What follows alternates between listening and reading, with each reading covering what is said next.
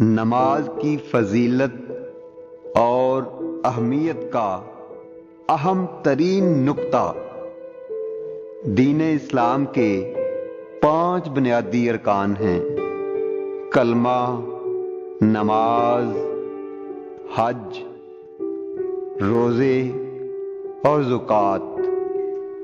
4 ارکان کے لیے فرشتہ جبریل کو وحی دے کر بھیجا گیا، مگر نماز کے لیے اللہ تعالیٰ نے اپنے محبوب کو اپنے پاس بلا کر خاص تحفہ سمجھ کر دیا۔